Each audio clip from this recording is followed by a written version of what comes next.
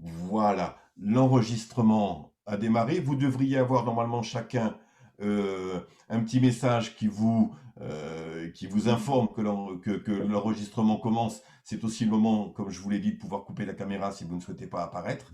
Et donc, eh bien, allons-y.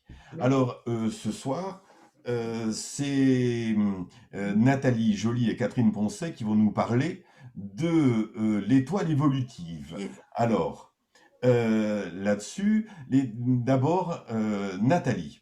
Nathalie Joly. Elle est co-créatrice et formatrice de l'étoile évolutive. Elle exerce en région lyonnaise comme astrologue et tarologue et elle est praticienne en étoile évolutive et olfactothérapeute.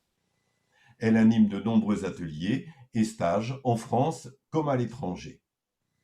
Catherine Poncet est elle aussi astrologue à Lyon. Elle anime le groupe lyonnais du RAO, Rassemblement des astrologues occidentaux, et elle est co-créatrice et formatrice de l'étoile évolutive. Et justement, toutes deux, maintenant, vont pouvoir nous parler, nous expliquer ce qu'est exactement, en quoi consiste l'étoile évolutive. Mesdames, à vous la parole. Eh bien, bonsoir à tous. Alors, cette présentation ce soir va se dérouler en trois parties. Déjà, je vais vous présenter succinctement, mais vous présenter quand même la méthode de l'étoile évolutive. Ensuite, Catherine vous présentera le thème astrologique en parallèle avec l'étoile évolutive de Françoise Zolto. Et ensuite, moi, je terminerai avec le thème astrologique et l'étoile évolutive d'Antoine de Saint-Exupéry. Alors, lors de ma présentation de la méthode de l'étoile évolutive, je vous encourage à poser vos questions sur le chat pour que je puisse y répondre après avoir fait ma présentation, pour que justement la compréhension de l'étoile et de l'étoile de Saint-Exupéry et de Françoise Dolto soit plus accessible pour vous. Alors, l'étoile évolutive, c'est une méthode qui prend en compte l'identité d'un individu avec sa date de naissance pour entrer en résonance avec son plan d'incarnation. On utilise pour cela les 22 arcanes du tarot de Marseille. Alors, ce que je voudrais préciser avant tout, c'est quand on parle des 22 arcanes du tarot de Marseille, on a tendance à penser à la méthode divinatoire où on tire les cartes. Alors qu'ici, ce n'est pas du tout le cas. C'est-à-dire que les arcanes de tarot vont être déduits en quelque sorte de par votre identité et votre date de naissance. Donc, vous voyez sur l'écran à droite de l'écran, eh bien, comment se présente une étoile évolutive. Alors, tout d'abord, vous avez cette colonne qu'on a appelée la colonne de lumière et qui va comporter 7 postes. À savoir qu'un poste, c'est un emplacement. Donc, la colonne de lumière, vous voyez aussi qu'il y a des couleurs qui y sont associées, puisque nous avons mis en lien ces 7 postes de la colonne de lumière avec les 7 chakras. Et puis, tout autour de cette colonne, vous avez 10 autres emplacements qui, eux, vont être déterminés par votre date de naissance.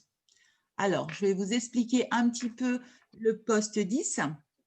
Donc, le poste 10 que vous voyez de couleur rouge, hein, qui est à la base de la colonne de lumière, donc c'est ce qu'on appelle dans l'étoile évolutive l'ancestral, puisque lui, il va nous parler de notre transgénérationnel. Donc, pour le calculer, on prend le nom de famille de l'individu. Alors, bien sûr, on va utiliser le système numérologique hein, que peut-être certains d'entre vous connaissent déjà, avec ce fameux tableau qui est très connu en numérologie, qui nous indique la correspondance des lettres avec des nombres. Donc, l'étoile que vous voyez ici est celle de Salvador Dali. Donc, si on prend le nom de famille de Dali, donc la lettre D a une valeur 4, la lettre A a une valeur 1, la lettre L a une valeur 3 et la lettre I a une valeur 9. Donc, quand on additionne 4 plus 1 plus 3 plus 9, ça va nous donner 17. Donc, ça veut dire que Salvador Dali aura l'étoile, puisque l'étoile dans le tarot de Marseille, c'est l'arcane 17, dans son poste 10, c'est-à-dire dans l'ancestral. Alors, une étoile, peut-être certains d'entre vous connaissent un petit peu le tarot, mais rien qu'en regardant l'image, nous voyons déjà qu'il y a quelque chose à nettoyer dans cette famille de Salvador Dali. Et c'est pour cette raison que l'étude de l'étoile évolutive de Salvador Dali est particulièrement importante et intéressante au niveau du transgénérationnel. Ensuite, je vais vous parler du poste 1. Donc, ce poste 1 qui est situé en bas à gauche de l'étoile, lui, il va correspondre à nos dons, à nos talents, avec tout ce qui comporte notre inné. Donc, si on entend le mot inné, c'est-à-dire où on est né avec. Alors, pour calculer votre arcane en poste 1, eh bien, il vous suffit d'additionner votre jour et votre mois de naissance. Donc, pour Salvador Dali qui est né le 11 mai, on additionne 11 plus 5, puisque le mois de mai étant le 5e mois, et donc ça va nous donner 16. Dans le tarot, l'arcane 16, c'est la maison Dieu. Donc, Salvador Dali avait toute l'énergie de la maison Dieu en termes de talent, en termes de dons. Et c'est certainement cette notion-là qui lui a donné toutes ces excentricités pour justement faire sauter le bouchon, parce que c'est quand même le propre de la maison Dieu que de faire sauter le bouchon et de pouvoir exprimer les choses en toute liberté. Alors, bien sûr, je ne peux pas vous présenter les 17 postes, mais c'est déjà pour vous donner quelques informations sur comment se calculent les postes. Sinon, en haut à droite de l'étoile évolutive, vous avez les postes 7 et les postes 8. Et ceux-là, alors on ne va pas trop en parler ce soir, mais il est important que vous sachiez que ce sont deux postes particulièrement importants parce que eux, ils vont changer tous les ans, mais pas forcément à la même date. Et pour nous, ça va être vraiment des informations très, très intéressantes pour justement pouvoir bien regarder une année avec justement le travail d'évolution qui nous est proposé pour l'année qu'on souhaite étudier. Alors, je vais vous parler aussi brièvement de toutes les applications de l'étoile évolutive. Alors, bien sûr, comme vous l'aurez compris, c'est un outil de connaissance de soi, mais c'est aussi un outil thérapeutique, puisque quand on utilise le tarot et qu'on est conseillère en fleurs de bac, et bien évidemment, on a envie de faire des liens. Et pour ceux et celles qui s'intéressent aux fleurs de bac, vous aurez peut-être déjà pu remarquer que de manière complètement symbolique et analogique, eh bien, le chiffre d'un arcane correspond aux chiffres donnés aux fleurs de bac. Le docteur Bach les avait numérotés en anglais, de 1 à 38. Pour illustrer cela, je vais vous donner un exemple. Par exemple, la fleur de bac numéro 19. Donc, en anglais, c'est l'arch, c'est-à-dire le mélèze. Et l'arcane 19 en tarot, c'est le soleil. On sait que le mélèze, c'est une fleur de confiance en soi, qui est de rayonnement pour justement nous aider à prendre notre place, qui est exactement l'interprétation de l'arcane 19 du soleil du tarot de Marseille. Et vous pourrez regarder justement cette correspondance et être relativement émerveillé de cette analogie entre les arcanes de tarot et les fleurs de bac. Alors, je sais que je parle aussi à un public d'astrologues. Donc, ce qu'il est important de savoir, c'est que nous avons des applications vraiment similaires avec l'astrologie. C'est-à-dire que en astro, bien sûr, on a la révolution solaire. Eh bien, nous, avec l'étoile, nous avons la révolution stellaire, c'est-à-dire où on va monter une nouvelle étoile pour l'année qui nous intéresse. Et bien sûr, toujours de même que l'astrologie, c'est-à-dire d'anniversaire à l'anniversaire suivant. En astrologie, nous avons les thèmes composites ou les synastries. Eh bien, nous avons des comparaisons d'étoiles ou des fusions d'étoiles. Donc, vous voyez que nous avons aussi de multiples applications qui permettent de donner un infini de possibilités à cette étoile évolutive. Je voulais préciser aussi quelque chose qui me paraît intéressant par rapport à cet outil. C'est parce qu'il est pris justement avec le prénom et le nom de jeune fille pour les femmes mariées, hein, parce que j'ai vu des questions défiler. Bien évidemment, c'est le nom de naissance hein, qui va être. Je n'entends plus. Le micro est coupé. Je n'entends plus, Nathalie. Oui, on n'entend Nathalie, pas. Nathalie, je crois que le micro a été coupé. Nathalie, tu as coupé ton micro. Oui. Est-ce que tu peux le réactiver, s'il te plaît? Voilà. Merci. Alors, est-ce que vous pouvez me J'avais dire à quel coupé. moment vous m'entendiez plus? Oh, il y a 30 secondes. D'accord. Oui. Donc, ce que je voulais, j'arrivais justement à la fin de la présentation de l'étoile, mais ce que je voulais préciser, c'est qu'il y a énormément de probabilités pour que chaque étoile évolutive soit unique.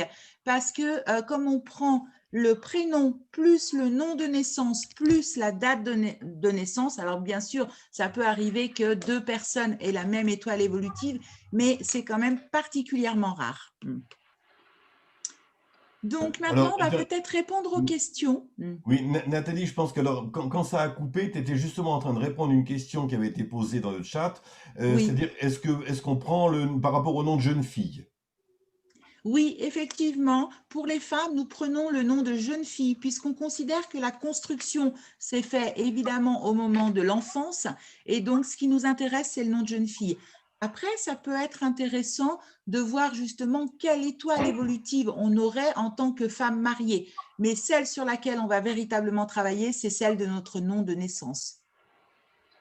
Et d'ailleurs, parfois, avec les aléas de la vie, on a plusieurs noms de famille qui se succèdent et on prend donc, pour faire plus simple, le nom sous lequel on est déclaré à l'état civil.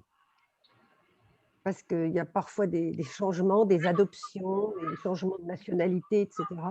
On prend le nom où on est déclaré à l'état civil. Ça simplifie. Enfin, peut-être. Là, il y a des questions, parce qu'on vous a mis des questions ici pour que vous n'ayez pas une question qui vous taraude tout le temps de l'exposer. S'il y a quelque chose qui va vous aider à comprendre et à ne pas vous arrêter à quelque chose d'important.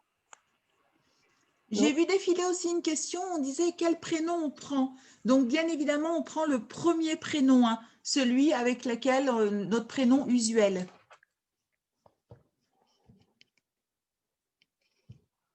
C'est bon?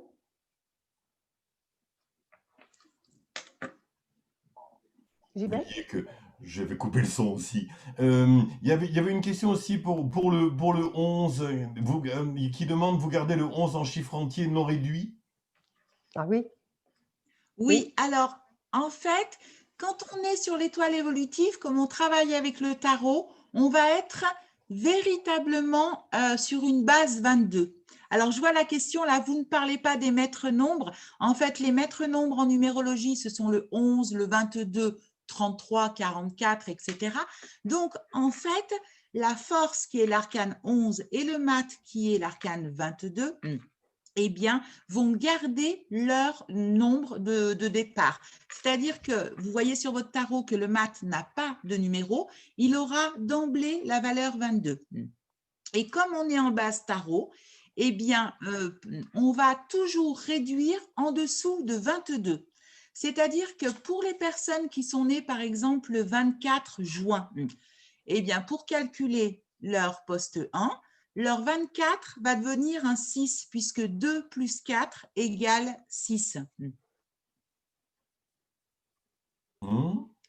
Alors, j'ai vu passer la question pour l'année en cours. Pour l'année en cours, c'est très simple. Vous prenez l'arcane que vous avez en poste 1, puisque le poste 1, c'est le jour plus le mois de naissance, auquel vous allez rajouter l'année en cours. Donc, l'année en cours pour 2020, c'était 4. Donc, si on prend l'exemple de Salvador Dali et qu'on imagine qu'il soit toujours vivant, eh bien, on aurait fait 16 plus 4. Donc, Salvador Dali aurait été en 2020 dans une année jugement. Oui, pour le maths, on prend 22. oui. Tout à fait. Alors, je vous rassure, pour les calculs, nous avons quand même un logiciel Ça permet de ne pas tout… On peut calculer tout à la main, mais avec le logiciel, c'est un clic de souris. Ça va plus vite et on se trompe moins. Tout à fait. Alors, il y a aussi d'autres questions auparavant, hein. Là, le livre est pour les professionnels ou tout public? Et est-ce que vous utilisez les arcanes mineures en complément? Alors non, on n'utilise pas les arcanes mineurs en complément. En tous les cas, pas encore. Parce que comme son nom l'indique, c'est une étoile évolutive qui est amenée à évoluer à chaque instant. Mais à l'heure de maintenant, on n'utilise pas les arcanes mineurs parce qu'on a déjà beaucoup à faire avec nos 22 majeurs. Ok. Et puis l'autre question… Le livre, nous avons 3 livres. Les livres, voilà, il y a 3 livres, ça serait peut-être Oui. intéressant d'expliquer. Et est-ce qu'ils sont tout Bah, public ou plutôt professionnels? Moi, je pense qu'il vaudrait mieux garder ces questions-là pour la fin. Parce qu'à la fin, je vais vous les montrer, les livres. On parlera en les voyant. Hein. C'était là un petit temps de questions, si ça vous empêchait de continuer pour la compréhension de la suite. Mais je pense qu'il vaut mieux garder ce genre de questions pour tout à l'heure. Oui, c'est vrai. Oui, si vous êtes d'accord. Oui, J'ai oui, vu oui. passer le message de Brigitte et oui, effectivement, 24 juin, ça nous donne 6 plus 6 égale 12. Voilà. Oui, tout à fait. Tout à fait. Alors, Cécile, on ne peut pas Et prendre pour Cécile qui nous disait 12 égale 3. Non. Oui. Alors, je voulais répondre aussi à un message que j'ai vu qui dit 12 égale 3. Non, 12, on garde le 12. On ne réduit qu'en dessous Au-dessus ça de dépasse 22. 22. Donc, le 12, on le garde comme le 12 qui nous donne un pendu. C'est Anne, parce que je ne sais pas si je sais bien me servir du conversé, là, si ça s'affiche. Moi, je voulais juste dire que ça me fait penser au référentiel de naissance de Georges Colleuil. C'est un peu le même principe, non? Alors, si vous voulez, le référentiel de Georges Colleuil que je connais très, très bien, eh bien, il y a ce principe, parce que le référentiel, en fait, il est inspiré de la numérologie. Hein, puisque tous les calculs du référentiel sont sur la base numérologique. Par contre, le référentiel ne prend pas en compte la date de naissance. Pardon, l'identité. Oui, c'est vrai, oui. Alors, en fait, nous, ce qu'on a voulu justement, c'est une approche, j'allais dire, vraiment de ces 2 paramètres, c'est-à-dire l'identité et la date de naissance, pour pouvoir les rassembler dans un seul outil. Ça fait une approche plus complète. D'accord. Voilà. Alors, avant de continuer, une dernière question de Fabienne. Pour faire l'étoile à la main, pourriez-vous expliquer la logique? On vient de le faire. On l'a fait tout à l'heure. On l'a déjà fait, ça. Alors, ce que j'ai compris, c'est si elle veut faire son étoile à la main, il faut avoir la combinaison de tous les calculs pour établir les postes. Et là, très sincèrement, on n'aura absolument pas le temps de présenter les 17 postes avec les 17 manières de calculer, parce qu'il y en a qui vont se faire par addition, d'autres passent par soustraction. Et puis, les calculs qu'on leur a attribués, ils ont tous un sens, comme les postes ont un sens. C'est-à-dire que le poste 1 va être en lien avec l'énergie, la symbolique du battleur. Le poste 2 va être en lien avec la symbolique de la papesse. Et si on n'a pas ces informations-là, ça va quand même manquer. Alors qu'effectivement, tout va être expliqué dans le tome 1 de l'étoile évolutive. Voilà, c'est ce que j'allais dire. Normalement, Parce que je répondais en même temps qu'il disait « Avez-vous un livre ?» Voilà, c'est on a 3 explicité livres. dans le bouquin, dans un des 3 Ce bouquins. n'est qu'une présentation ce soir. Ce n'est qu'une présentation qui n'est pas exhaustive, bien entendu. Et puis, bien honnêtement, ça vous saoulerait si on passait les 17 postes comme ça les uns derrière les autres. Hein. On n'aurait plus personne. Oui, et puis ça serait trop long et trop fastidieux. Et c'est ça, c'est pas amusant. Et puis plus personne n'achèterait le bouquin. Tu vois. Ah ben ça encore, si, parce qu'il faut mémoriser. Ça c'est pas grave. C'est Vous plutôt qu'on savez, vous Marc, tu admirait. sais, Marc, quand on n'écrit pas pour gagner de l'argent. On écrit pour le Oui, plaisir de transmettre, parce que quand on voit le peu qu'on gagne sur un bouquin, c'est presque drôle. tout à fait, tout à fait. On retrouve Alors, toujours le peut-être ce plaisir qui est du plus partage. intéressant, Bien.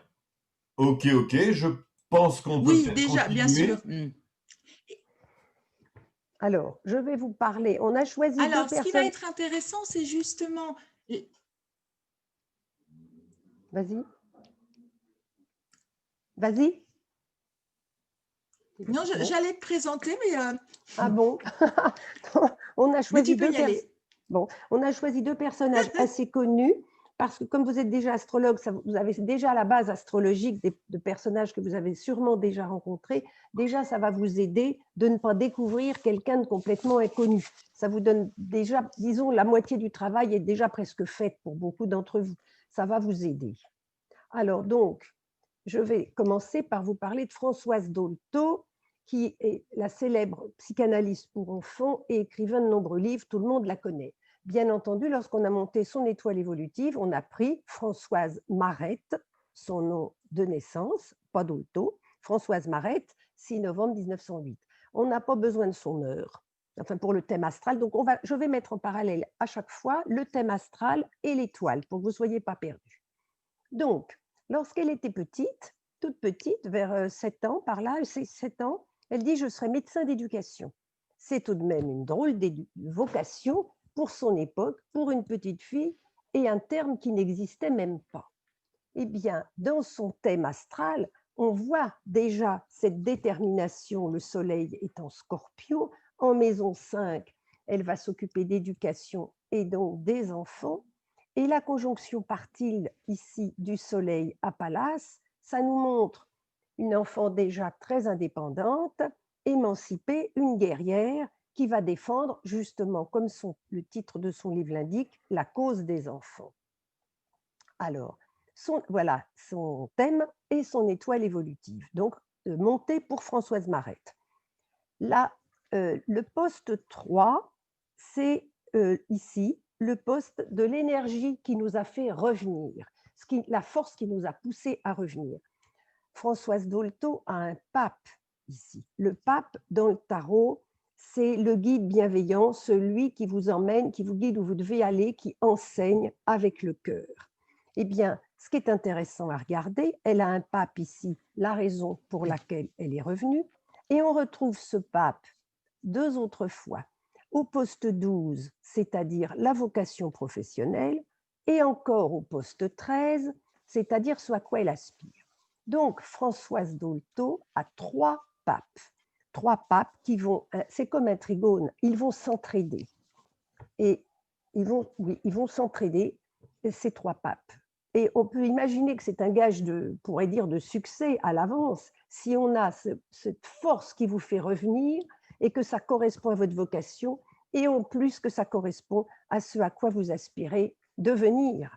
C'est vraiment presque un chemin tracé d'avance. Enfin, ce chemin tracé d'avance, ça l'était quand même pas tellement.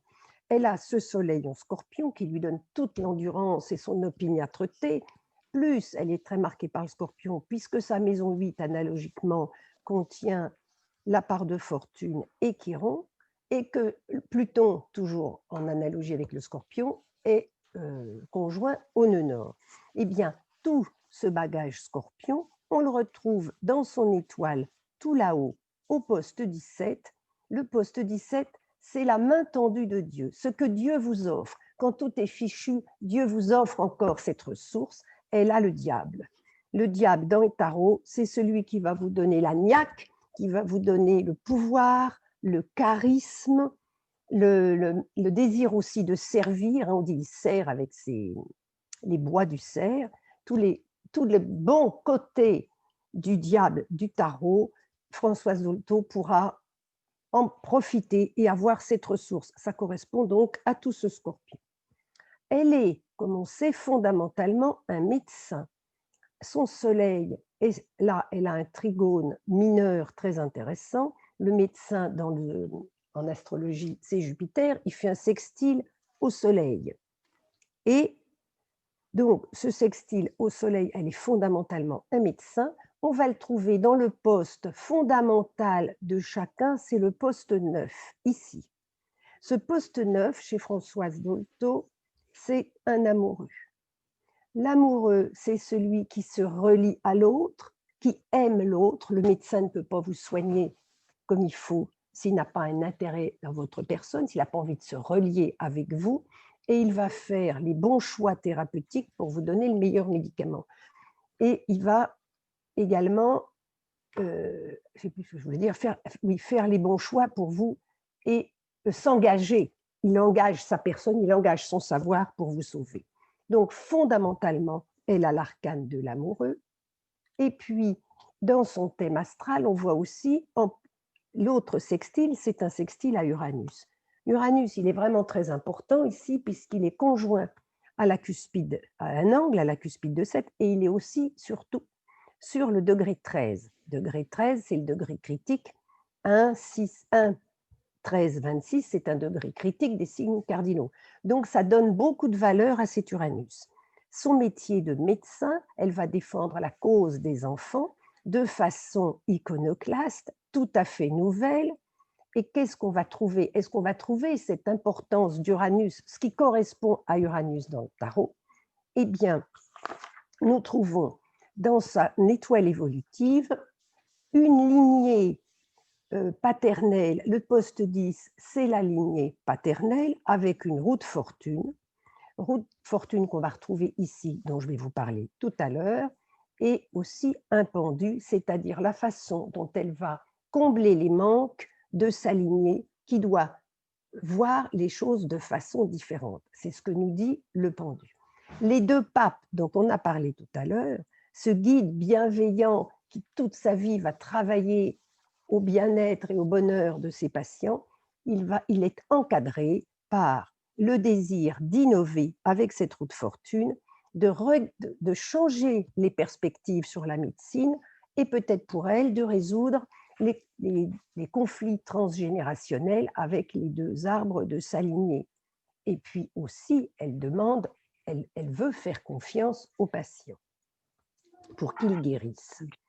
Alors, elle-même, elle a dû imposer, vous connaissez son histoire, sa vocation. Elle vient d'une famille très catholique, début du XXe siècle, très conservatrice, très bourgeoise. Et sa mère, vous connaissez l'histoire, qui est très déçue qu'elle n'ait pas prié suffisamment bien pour sauver sa grande sœur, atteinte d'un cancer incurable. Le fond du ciel, c'est Racine, c'est Mercure. Le maître de la Vierge, c'est la Vierge. Le maître, c'est Mercure qui fait un trigone à Pluton. Donc, il y a moyen, qu'il maîtrise d'ailleurs. Donc, il y a moyen dans cette famille d'arriver à transformer les choses, d'aller au fond des choses pour faire renaître peut-être quelque chose de nouveau. C'est exactement cette roue de fortune que nous trouvons ici, dont je vous ai déjà parlé. Et d'ailleurs, tout à l'heure, nous avions les deux papes encadrés d'une roue de fortune et du pendu, et nous trouvons ensuite l'inverse, c'est-à-dire que son pendu et la roue de fortune, qui apparaissent importants dans son étoile, sont encadrés par les papes.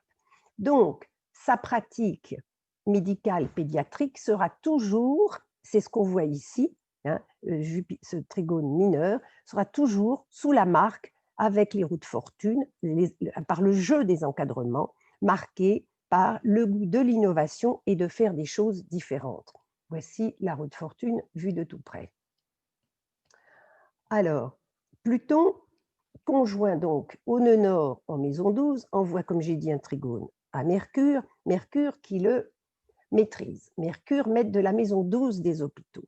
Elle nous a dit, Françoise Dolto, tout est langage. Elle va soigner dans les hôpitaux par le langage comme une psychanalyste. Ça va être une façon de faire extrêmement novatrice. Et dans son étoile évolutive, au poste 14, le poste 14, c'est le poste de la communication. Comment on s'exprime et comment on écoute. Eh bien, elle a de nouveau cette roue de fortune, ici. Donc, c'est tout à fait nouveau pour son époque d'écouter la parole de l'enfant, l'enfant dont on ne tenait pas grand compte, et puis de lui parler. Elle a vraiment été un précurseur dans son domaine.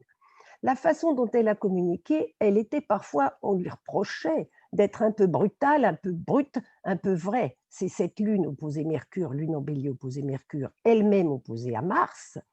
Et je reviens à l'étoile, sa trajectoire de vie, c'est une justice. La justice, ici, elle n'est pas aveugle. Elle regarde le patient dans les yeux.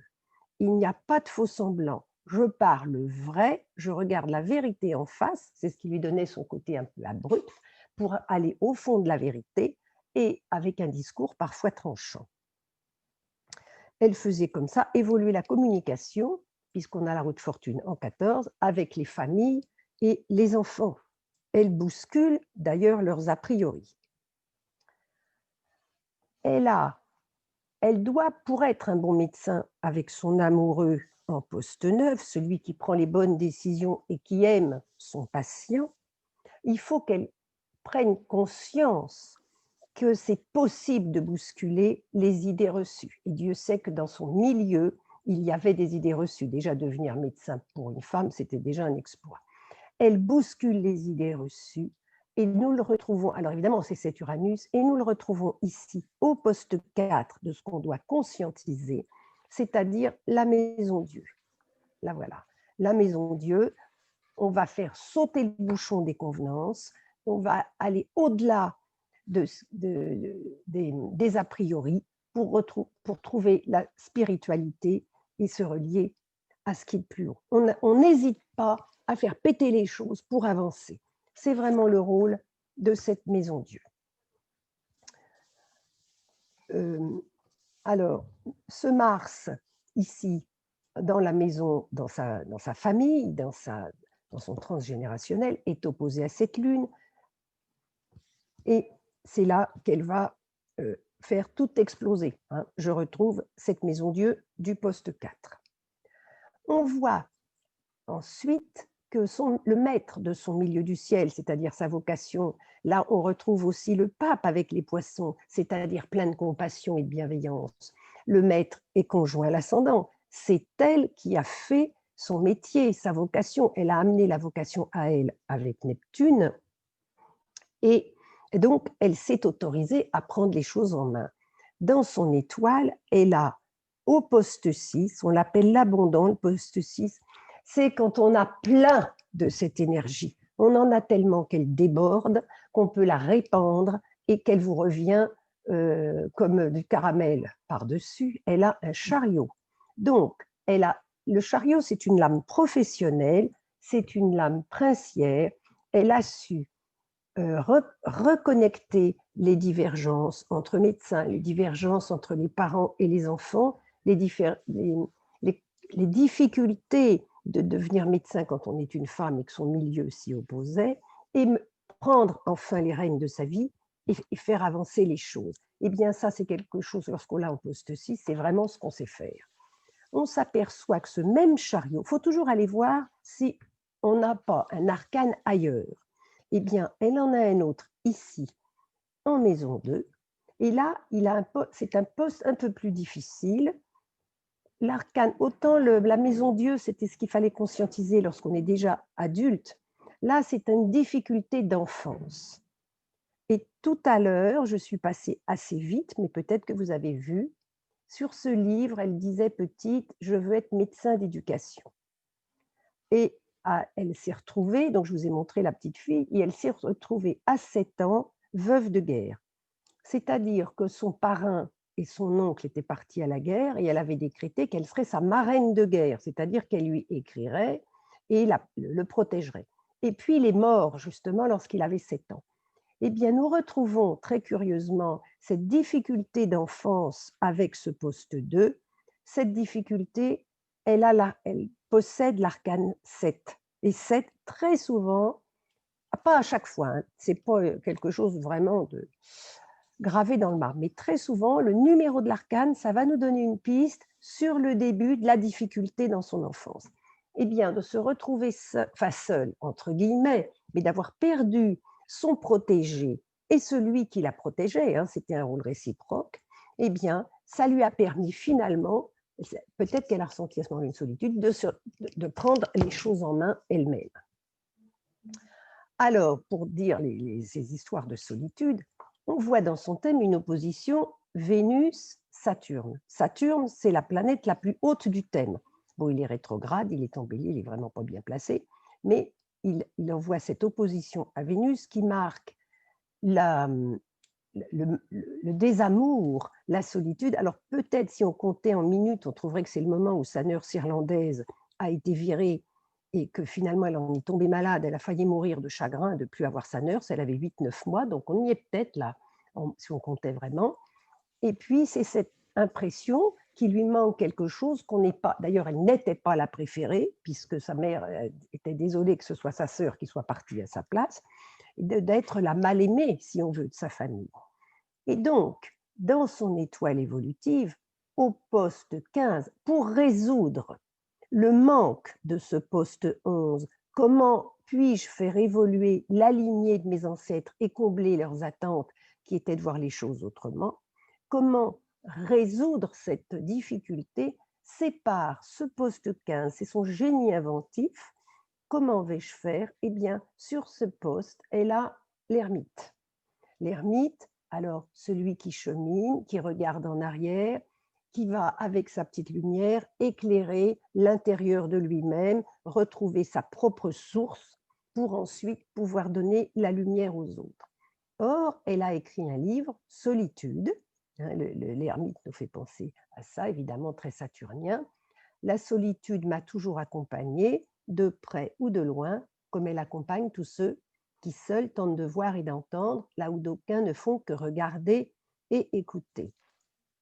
Ami inestimable, ennemi mortel, solitude qui ressource, donc c'est vraiment l'ermite, solitude qui détruit, elle nous pousse à atteindre et à dépasser nos limites. On retrouve dans son étoile à peu près tous les titres de ses livres. Sur son étoile, cet ermite est en 15 et il soutient, semble-t-il, cet arcane de la Lune. Le poste 16, il est important parce qu'il récapitule par addition tous les autres, là, comme ça. Et puis, c'est quand même le plus haut placé de la colonne de lumière. Donc, la Lune, dans les tarots, c'est un peu les mêmes qualités que la Lune astrologique, c'est-à-dire l'inconscient, les rêves, l'enfance, la maternité. Ici, comme il est tout en haut, c'est aussi comment on va se relier au divin par ce numéro 16-là. Puisque là, c'est ce que Dieu nous renvoie, comment on va se lier au divin. Eh bien, on peut dire que très littéralement, qui lui apprenait à prier et qui lui demandait de prier avec efficacité, c'était quand même sa mère. Parfois, les tarots, on peut les prendre de façon très littérale. Donc, qu'est-ce qu'elle a fait, Françoise Dolto, avec cette lune qui l'inspirait beaucoup? Elle a écrit l'image inconsciente du corps et elle a écrit le féminin. Et bien entendu, pour une psychanalyste qui travaille avec les enfants, les richesses de l'inconscient, évidemment, elle pouvait les exploiter au plus haut point.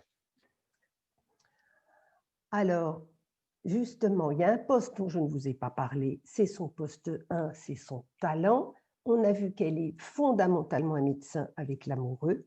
Avec la lune, elle est une guérisseuse née. C'est avec le talent avec lequel on est né, c'est un cadeau, on arrive avec un bagage positif. Elle a cette étoile qui relie l'enfant à sa spiritualité et qui guérit. Et aussi, elle a là ce don de faire confiance à son patient pour qu'il guérisse. Si on lui fait confiance, il sait qu'il est capable et qu'il va guérir. Donc, elle avait ce talent avec cette étoile au poste 1. Et puis, l'étoile, c'est aussi le génie de l'enfance. Alors, Nathalie vous a dit que ces deux postes-là changent tous les ans. Le poste 8, il change à l'anniversaire. On a des tableaux. On prend, donc tous les ans, il y a un transit différent. J'ai monté l'étoile avec le logiciel pour l'année 1988 où elle est morte, au mois d'août d'une pneumonie. Les bronches, c'était sa partie faible. Donc, elle est en transit 6 astrologique comme l'amoureux, donc la maladie. Et puis, l'autre poste 7, elle est en année 7 du chariot. Donc, on peut dire qu'elle a choisi aussi, on peut prendre la maison astrologique 6, Elle a choisi son dernier voyage. Ce chariot arrive à faire une pyramide avec les 2 autres chariots de l'étoile. Et puis, c'est une année, on peut chercher ce qu'elle veut dire cette année. Donc, on ajoute ces 2 arcanes, et 6 et 7, nous trouvons, il y a quelqu'un qui mange un bonbon. Nous trouvons l'arcane sans nom. C'est l'année où il n'y a plus rien, elle a fauché tous les faux semblants, et on dit on se retrouve seul et nu devant son Dieu. Elle est dans sa lumière et elle va retrouver son Créateur dans sa plus parfaite authenticité. Sur son thème, on voit cette très belle lune en bélier, guerrière, etc., qui va avec Pallas, conjointe au soleil. Et sur sa tombe, on trouve cette épitaphe « N'ayez pas peur ». C'est sa lune qui parle. Mais c'est aussi le chariot. Elle en avait 3 au moment de sa mort. « N'ayez pas peur », c'est « ayez, osez votre audace ». Ayez l'audace de prendre les rênes de votre vie et d'avancer. Donc c'est vraiment le chariot. Et puis, je suis le chemin, c'est l'ermite qu'elle a aussi, la vérité et la vie. Ça, c'est une des paroles de la Bible. Elle a le chariot, l'ermite, la vérité avec la justice et la vie avec la lune.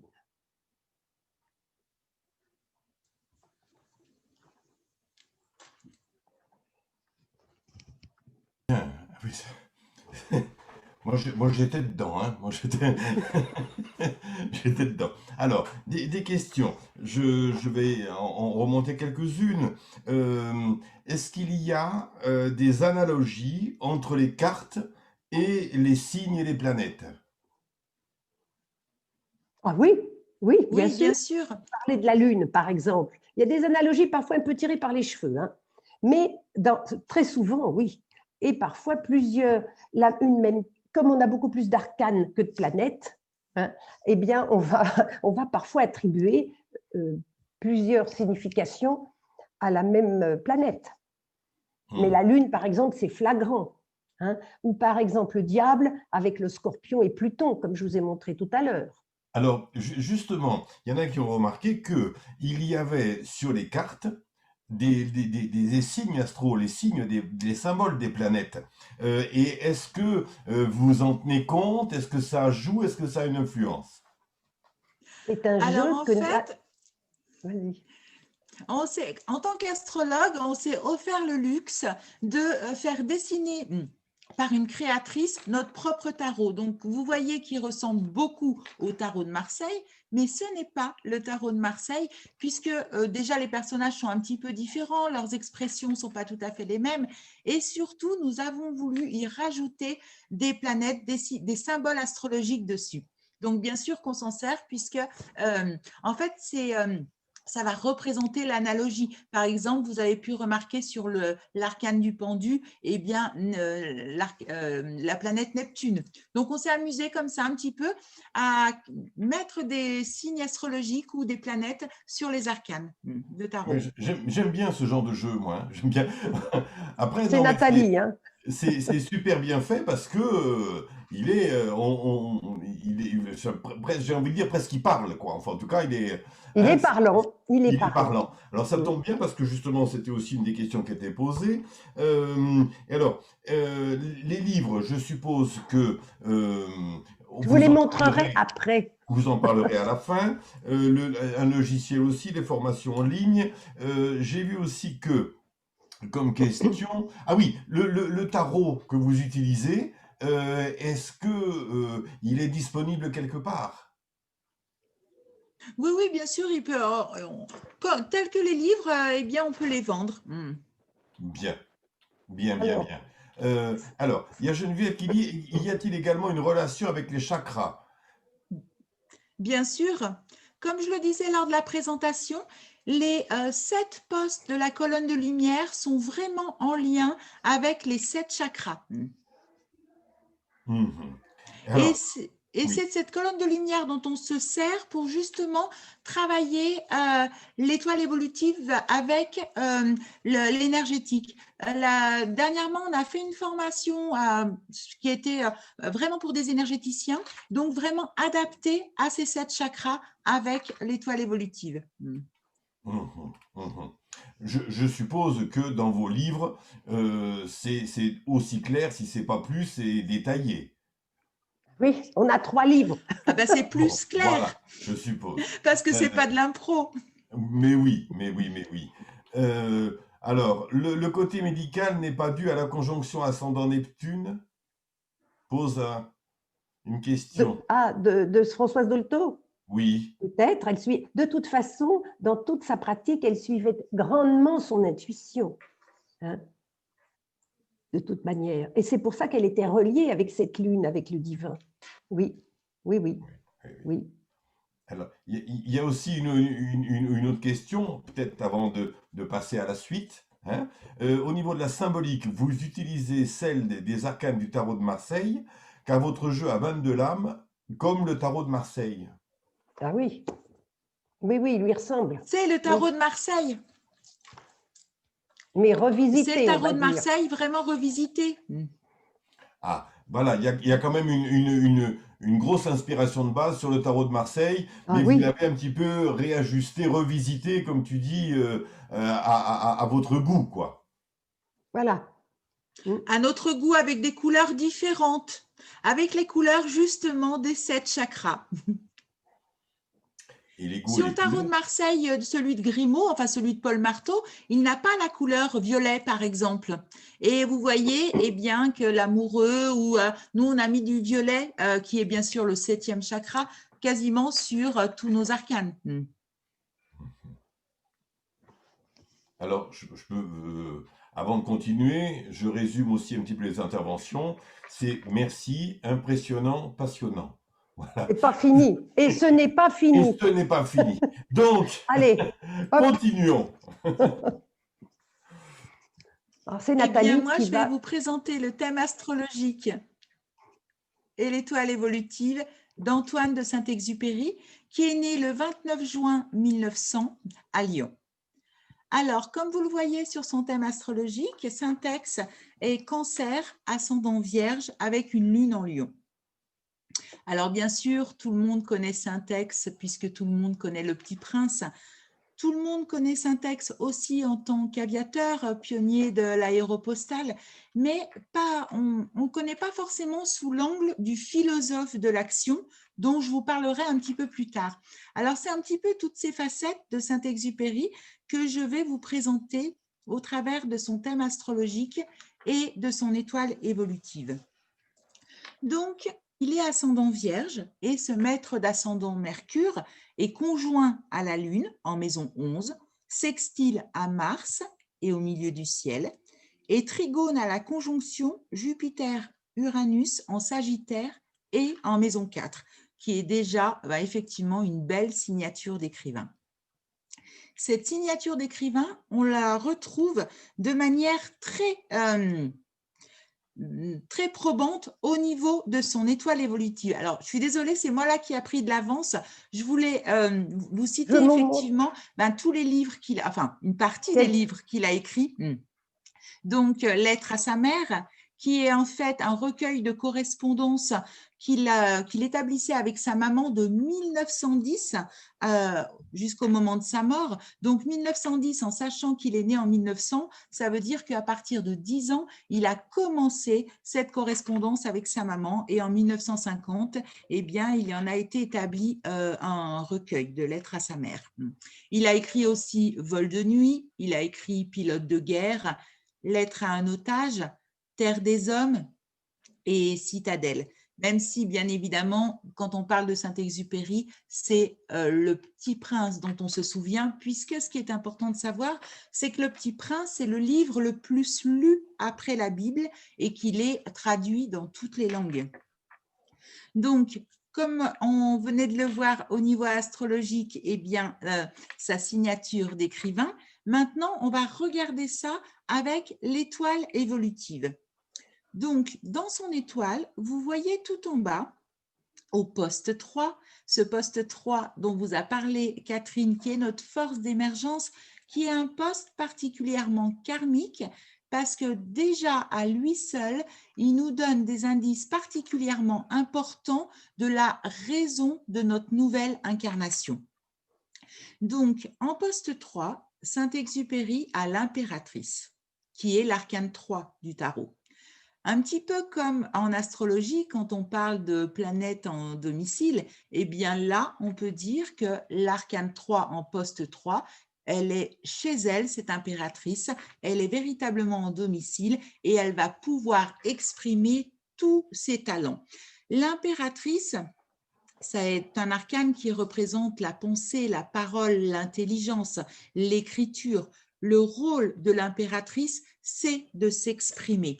Donc déjà, avec cette impératrice en poste 3 dans sa force d'émergence, eh bien, Syntex a véritablement ce besoin d'écrire et de transmettre.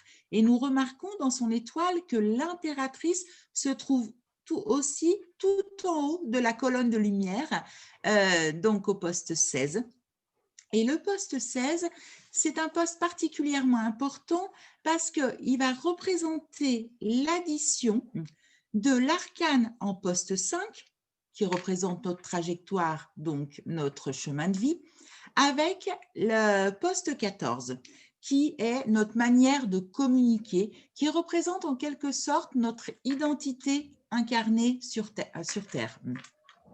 Donc, au poste 5, il a l'ermite, qui est 9, et puis en poste 14, il a 21, qui, si on additionne les deux, 21 plus 9, ça va nous donner 30, et donc ce 30, on va le réduire à 3. Voilà, je vous ai donné un petit peu la technique pour calculer l'arcane en poste 16. Donc, cette impératrice est véritablement un arcane particulièrement important chez Saint-Exupéry.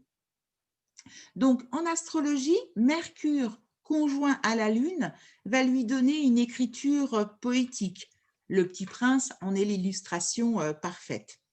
Tandis que la présence de ce Mercure en maison 11 et son sextile à Mars et au milieu du ciel va lui donner une écriture beaucoup plus engagée qui fera de lui ce philosophe de l'action dont je vais vous parler tout à l'heure. Dans son étoile évolutive, nous remarquons que l'étoile est en poste 1. Cette étoile nous parle vraiment du merveilleux, de la poésie. D'ailleurs, Syntex nous dira, les contes de fées, c'est la seule vérité qui existe. Alors, je ne sais pas si vous vous souvenez tout à l'heure quand Catherine vous a présenté l'étoile évolutive de Françoise Dolto, mais Françoise Dolto avait aussi une étoile en poste 1. Alors, c'est ça qui est intéressant puisque, bien sûr, selon l'ensemble de l'étoile évolutive, l'interprétation de cette étoile en poste 1 va prendre des directions différentes, mais on peut quand même s'intéresser à ce que Syntex et Françoise Dolto avaient en commun au travers justement de cette étoile. Quand on regarde cet arcane 17 du tarot de Marseille, eh bien, on voit l'étoile nous renvoie à toute la notion d'innocence, de candeur, qui est véritablement le monde de l'enfance.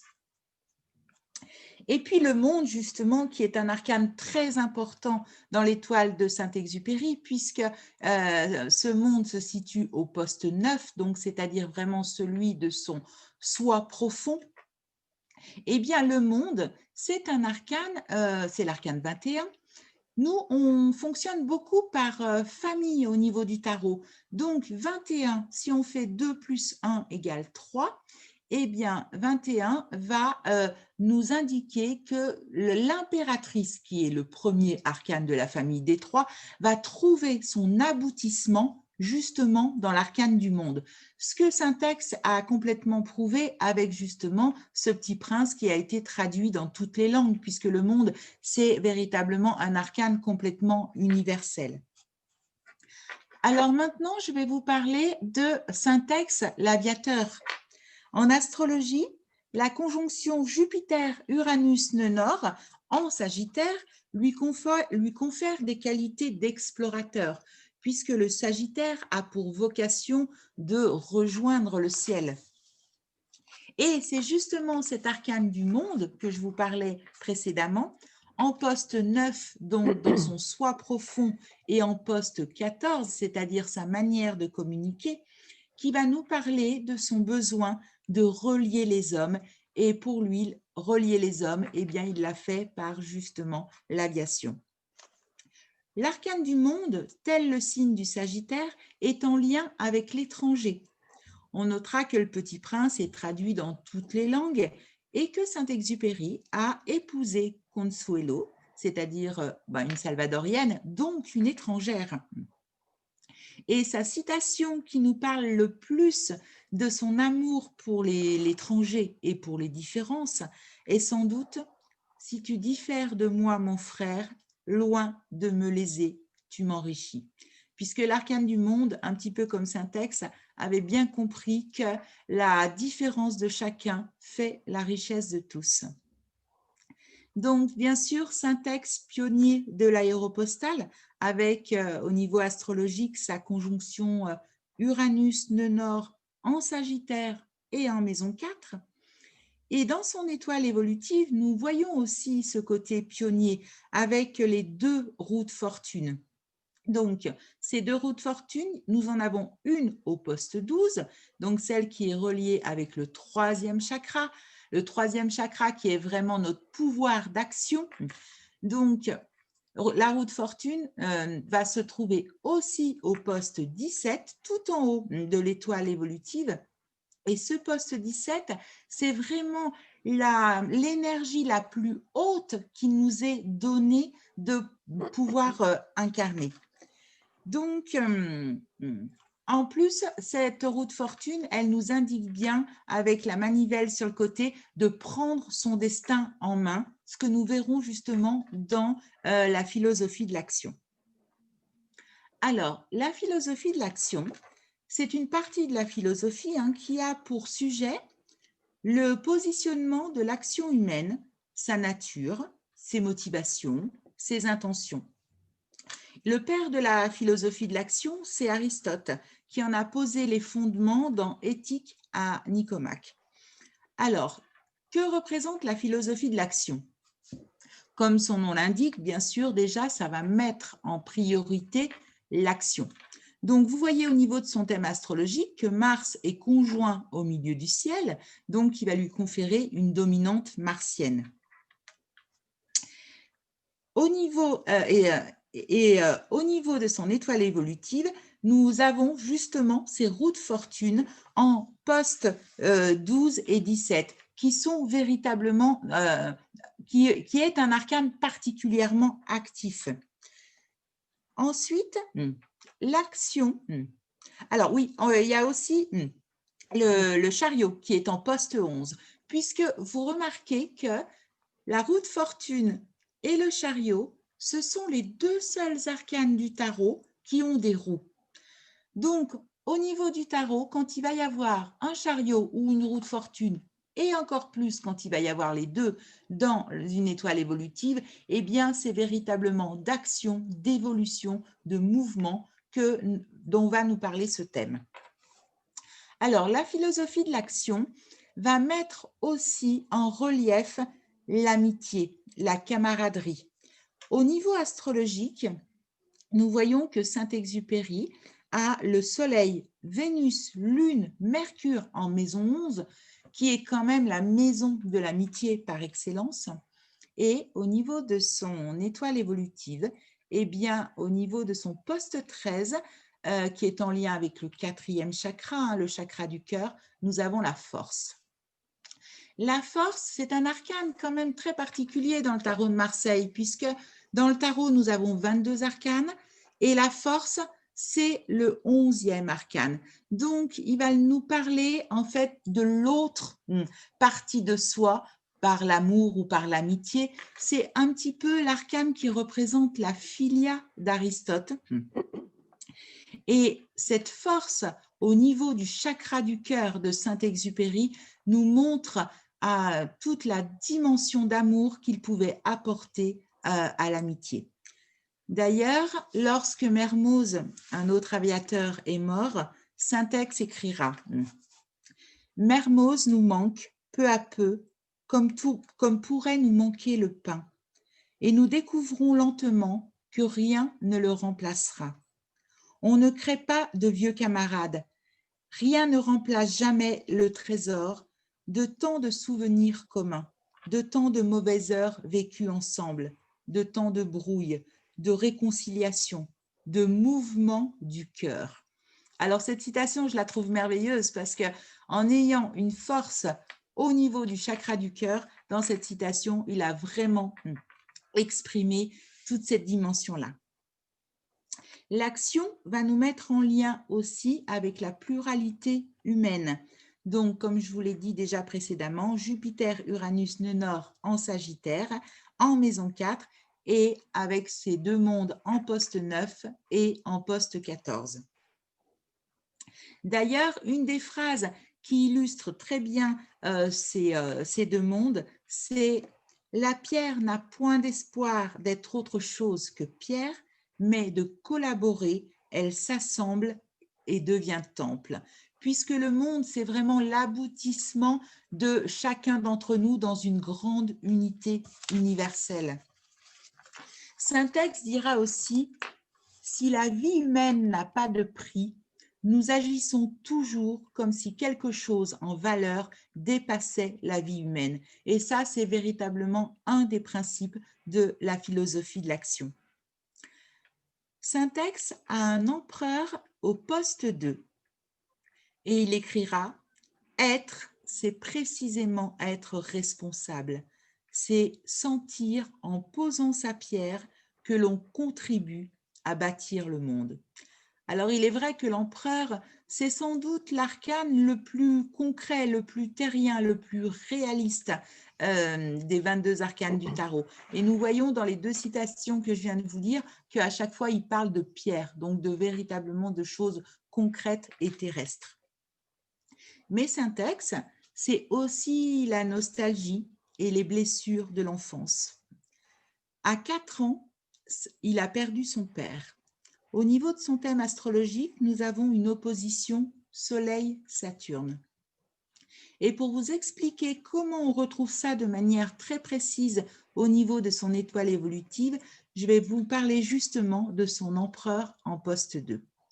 Donc, comme vous l'a dit Catherine, le poste 2, c'est le trésor caché qui nous est demandé de révéler. En réalité, ce poste 2, c'est un poste particulièrement karmique parce qu'il vient nous proposer une énergie avec laquelle nous avons besoin de nous réconcilier. C'est pour cette raison qu'en début d'existence, donc pendant l'enfance, eh bien, l'arcane qui se trouve en poste 2 va présenter une difficulté. Cette difficulté, elle est toujours en lien avec l'énergie de l'arcane qui l'occupe. Et en plus de ça, le chiffre de l'arcane va correspondre à un âge où un événement important va se produire en lien avec l'arcane. Donc, pour ceux qui connaissent le tarot, vous savez que l'empereur, c'est un archétype paternel. D'ailleurs, il va représenter le père en tant que géniteur. Et à 4 ans, l'empereur, arcane 4, eh bien, à 4 ans, Saint-Exupéry perd son père. Ensuite, il est intéressant de voir que sa femme s'appelle Consuelo. Donc, on peut voir justement dans ce mariage une tentative de réparation du manque paternel, comme s'il nous disait, à défaut d'avoir un empereur, eh bien moi, j'aurai un consul. Il nous dira aussi une phrase typiquement empereur. L'homme se découvre quand il se mesure avec l'obstacle. Maintenant, nous allons voir son battleur en poste 4. Alors, ce battleur, le poste 4, c'est vraiment celui de la prise de conscience. Et généralement, quand on a un battleur en poste 4, eh bien, on reste un petit peu figé dans ce monde de l'enfance. Saint-Ex, c'est un petit peu l'éternel enfant qui est distrait, rêveur, parfois capricieux, parce que Saint-Ex, c'est aussi ça. Et il écrira « Tous les adultes ont d'abord été des enfants, mais peu d'entre eux s'en souviennent. » Ou alors, « Les enfants doivent être indulgent avec les grandes personnes. Au niveau de son thème astrologique, nous voyons que sa porte invisible, donc c'est-à-dire le lieu de la blessure existentielle, est en maison 4, avec Neptune opposé à Saturne, qui va nous parler de la nostalgie du paradis perdu et de la difficulté avec le réel. Syntex, c'est un lunaire. Il a Soleil et Vénus en Cancer, la Lune en Lion, trigone avec Jupiter. Donc, vous voyez que le Soleil et la Lune sont en réception mutuelle. Alors, maintenant, je vais vous parler de la Lune, de son étoile évolutive. Bien sûr, cette Lune n'est pas affichée dans les 17 postes, puisque dans l'étoile évolutive, nous avons des arcanes secrets et l'ancrage karmique fait partie de ces arcanes secrets. Alors, l'ancrage karmique est calculé par l'addition de l'arcane que nous avons en poste 3 et l'arcane que nous avons en poste 10. Donc, en poste 10, nous avons le diable qui est l'arcane 15, auquel on va additionner 3 de l'impératrice. 15 plus 3 égale 18.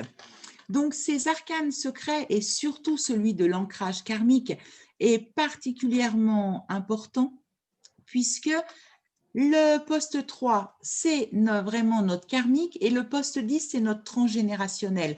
Donc, l'ancrage karmique, c'est vraiment le point de jonction entre le karmique et le transgénérationnel.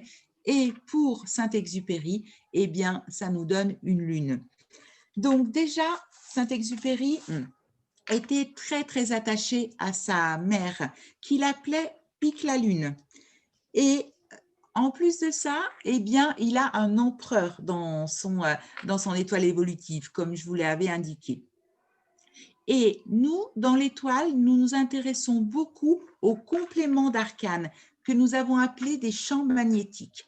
C'est-à-dire que quand vous avez un arcane, si vous avez celui avec qui l'addition va faire 22, c'est-à-dire la totalité du tarot, eh bien, vous avez à ce moment-là un champ magnétique qui va… Les deux arcanes vont se donner de la puissance l'un à l'autre. Et Saint-Exupéry a écrit « Le rêveur devient homme d'action lorsque par sa volonté et son courage, il est capable de réaliser ses rêves les plus audacieux. » Et je crois que c'est la plus belle phrase pour illustrer justement ce champ magnétique parce que la Lune est un arcane magnifique d'inspiration, d'imagination, de créativité.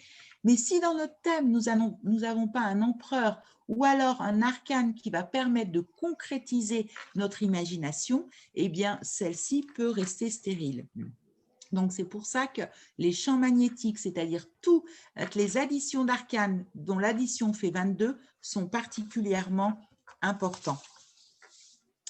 Sa trajectoire, au niveau de son étoile évolutive, est un ermite. Donc, l'ermite, bien sûr, qui est le pèlerin du désert. Et on peut imaginer justement que quand le bâton de l'ermite se laisse apprivoiser pour devenir crayon et puis rencontre l'étoile de son poste 1, eh bien, il va nous enchanter avec le petit prince. D'ailleurs, Syntex a représenté un petit peu la symbolique de l'ermite, dont notamment celle de la vision intérieure dont vous parlait Catherine tout à l'heure par rapport à cet arcane. Syntex écrira « Le véritable voyage, ce n'est pas de parcourir le désert ou de franchir de grandes distances sous-marines, c'est de parvenir en un point exceptionnel où la saveur de l'instant baigne tous les contours de la vie intérieure. » Et puis, comme vous le voyez sur cet arcane de l'ermite, qui est un arcane très saturnien, d'ailleurs, nous lui avons posé le glyphe de Saturne sous la lanterne, eh bien, l'ermite va nous parler du temps.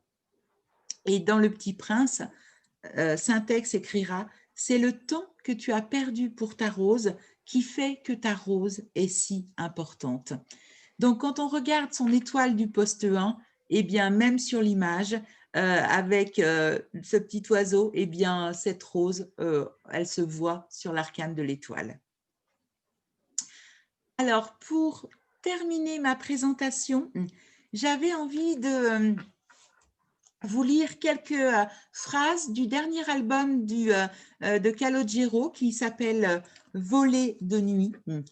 Alors, j'aurais bien voulu vous la chanter, mais je préfère vous épargner. Je vais me contenter de vous la lire. Je pense que ça sera bien plus sympa pour tout le monde. Je transporte des lettres, des rêves dans les étoiles. Je suis facteur du ciel pour l'aéropostale. Je regarde le monde depuis mon appareil. C'est beau comme vu d'ici, on a tous l'air pareil. Je rêve dans mon ciel solitaire que l'on soit tous un peu solidaires. Voler de nuit, voir ce qui nous unit.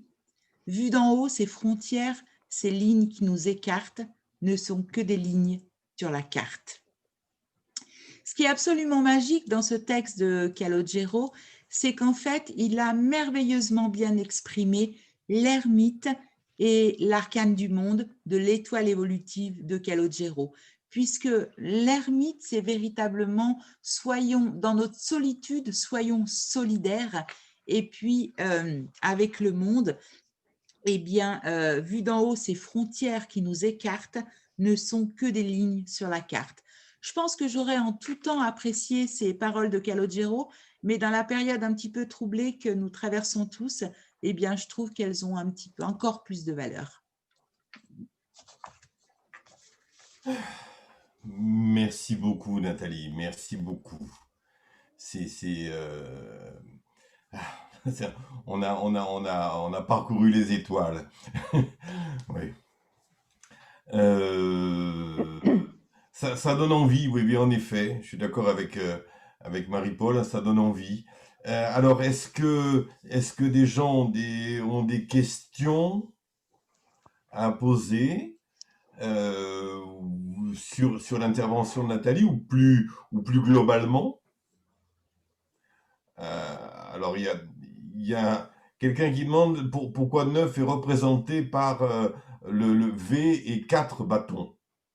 Alors, parce qu'au niveau du tarot, nous sommes vraiment dans un système d'évolution, c'est-à-dire que chaque arcane est une étape dans notre parcours d'évolution humaine. Donc, on ne va pas écrire les arcanes en chiffres romains.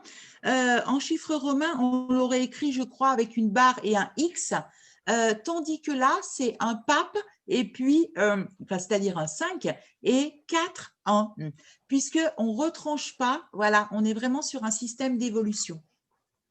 Ça, c'est le principe du tarot. Hein. Tous les tarots sont écrits de cette manière-là. 4, ce sera 14, c'est 10 et 4 aussi.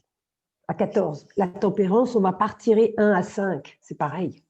Ça s'écrira comme ça, 4 bateaux. Oui. Qui d'autres questions? Je vois que tout le monde est encore sous le charme, visiblement. Sous le choc. Sous le charme. Alors peut-être que ça serait le moment de nous présenter justement, voilà, les 3 livres. Voilà. Alors vas-y. Alors, vous avez le premier tome de l'étoile évolutive, c'est le livre bleu. Donc, celui-là, il va nous parler de la méthode de calcul, bien sûr des 17 postes, et puis aussi, il a plusieurs étoiles en analyse. Et ce premier tome, il va nous parler aussi du lien entre les arcanes de tarot et les fleurs de Bach. Ensuite, vous avez le deuxième tome qui est le livre rouge. Alors, celui-là, il est particulièrement intéressant quand on interprète des étoiles puisqu'il va proposer des pistes d'interprétation, un petit peu comme un livre de recettes. Il va décliner tous les arcanes, les 22 arcanes dans les 17 postes et ça va être suivi de 14 personnages qui ont été analysés sous l'angle de l'étoile évolutive, évidemment, et de leur thème astrologique. Et puis, vous avez le troisième tome, le jaune or, qui va vous présenter les applications de l'étoile évolutive. Donc, ce dont je vous ai parlé en présentation, c'est-à-dire les fusions d'étoiles, les comparaisons d'étoiles, les révolutions stellaires. On a traité aussi dans cet ouvrage l'enfant de remplacement, la résilience de Boris Cyrulnik. Qu'est-ce que j'oublie? La santé, La santé. La Tout à fait. mélancolie, la mélancolie. La santé physique et Par exemple. psychique, oui. Quand à tout fait. bascule, quand les choses basculent d'un seul coup, votre vie bascule d'un seul coup, on a cherché à voir ce qui se passait. Souvent, on met quand même de l'astrologie aussi parce qu'on est astrologue. Et puis, nos lecteurs, bien souvent, sont astrologues aussi. Alors, on essaye de faire des ponts. Et il y a un 4e livre en cours qui, celui-ci, sera vert et qui traitera du karmique et du transgénérationnel. Il n'est pas fini, celui-ci, le dernier. Ma foi, ça donne envie tout ça, ça met l'eau à la bouche. Qu'est-ce que je veux dire? Oui, il y avait justement une question, je vois par rapport au texte, sur est-ce qu'il existe des formations à distance? Alors donc apparemment oui, pour l'instant je vois que vous en avez programmé 2. On demande aussi si ces formations à distance sont individuelles ou collectives. Alors, les formations à distance sont collectives, mais par contre, le nombre de participants se limite à 8 personnes pour justement pouvoir donner à chacun une qualité de présence intéressante. Ok. 2 questions pratiques. Le prix des livres? Alors, le premier tome est à 18 € et les 2 suivants sont à 25 €. Ok. Les 2 premiers, on peut aussi les trouver en e-book sur Amazon. Le bleu et le rouge. On les trouve en e-book sur Amazon. Ok, sur Amazon. Les autres, si on les veut en papier, il faut nous les demander. Donc, et on vous les envoie. Et donc, vous écrivez au mail qui apparaît en bas, là. Ok, d'accord.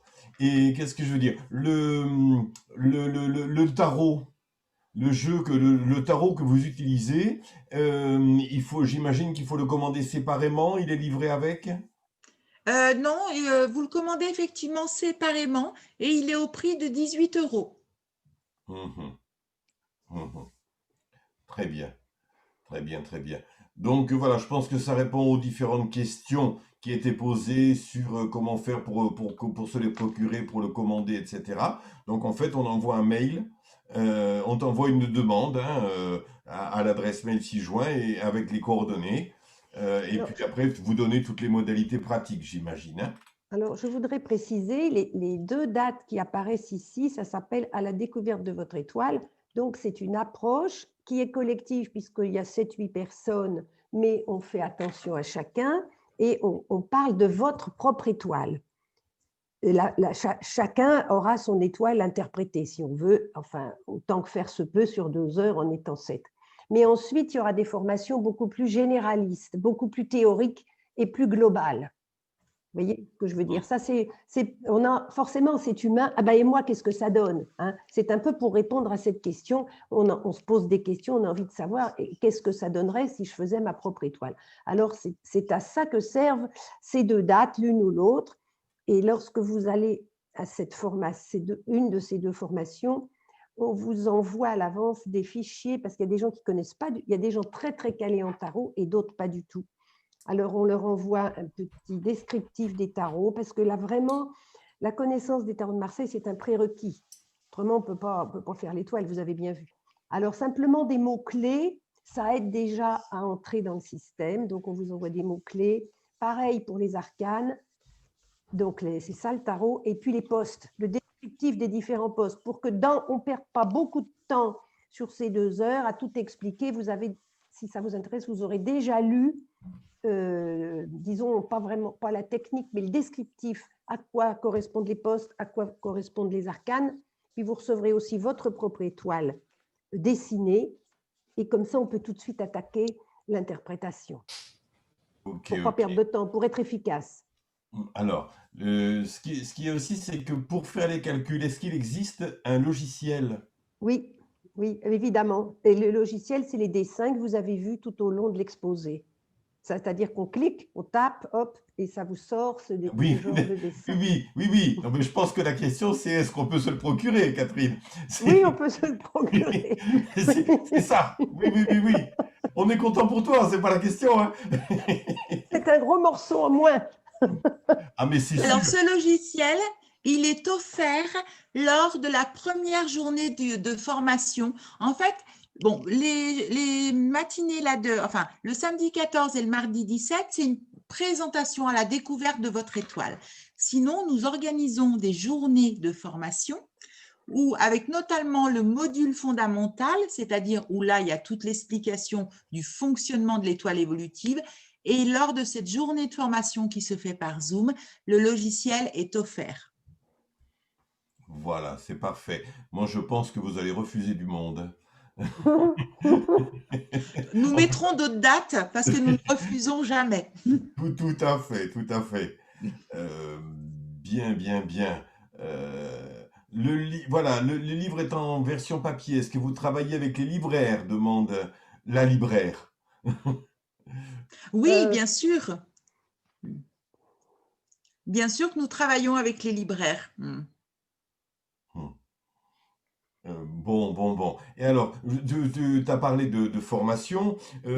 Est-ce que les dates pour les formations par journée sont déjà connues, fixées? Oui. Oui, Le module fondamental va se faire le samedi 21 novembre de 10h à 17h. Alors, est-ce que vous avez un site par Zoom. internet sur Par lequel on Zoom. pourrait éventuellement retrouver toutes ces informations? Moi, j'ai préparé déjà tout le listing des futures formations, donc on peut leur envoyer par mail. Si ça vous intéresse, vous nous demandez, on a déjà presque un tract, si on veut, déjà prêt, un flyer qu'on peut envoyer. Oui. Alors pour ces formations en ligne, je vous propose que ce soit pour celle-ci ou pour les autres, si vous pouvez me les envoyer, je les mettrai sur l'agenda astro de l'AFDAF. Bien sûr, Vous Non, c'est voyez, gentil. avec ça sera plaisir. une communication une supplémentaire.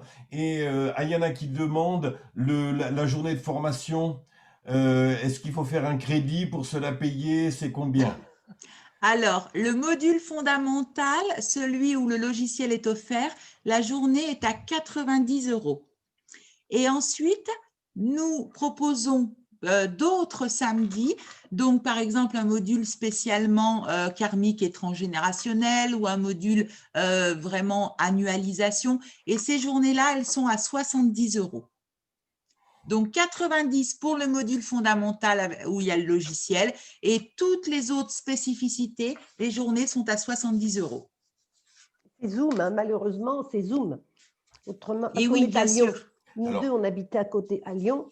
Alors évidemment, on s'est monté à Paris, mais pour le plaisir. Mais ce sera par Non. Zoom, malheureusement. Enfin, Malheureusement, oui et non. oui, Parce oui, que non, ça oui. permet quand même à des gens qui habitent Brest ou Montpellier de C'est ça. pouvoir en bénéficier. Exactement. Oui, ça simplifie. C'est plus triste, mais ça simplifie. Voilà. Et puis, c'est moins embêtant pour garer la voiture. Hein.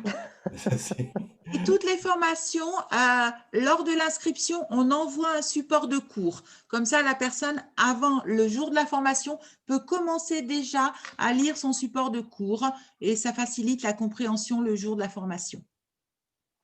C'est parfait. Est-ce qu'il y a d'autres choses, d'autres questions complémentaires, supplémentaires, autres? Alors évidemment, voilà, je pense que je vais faire voilà, intensité incroyable. Merci beaucoup, bravo. Voilà, là, je pense que vous voyez peut-être les commentaires comme moi. Oui, tout à fait. La salle est Je les vois debout, pas. la salle est debout en délire, c'est clair. Hein. C'est magnifique. Non, mais c'était vraiment très intéressant. Ça donne envie. Il y a quelque chose de prenant, de troublant, de très intéressant. Vraiment. C'est magique, pour dire, Oui, c'est oui, oui, magique. oui. Oui, C'est le vrai. mot que j'avais. Oui, c'est vrai. C'est vrai. Bien. Je pense que nous allons pouvoir conclure. Hein. Donc, merci à tous. Je vais bientôt arrêter donc l'enregistrement. Je voudrais juste conclure sur cette belle phrase que tu as dite, Nathalie, pendant ton exposé. La différence de chacun fait la richesse de tous. Mm. Voilà. Merci à tous. Ben, merci beaucoup. Merci.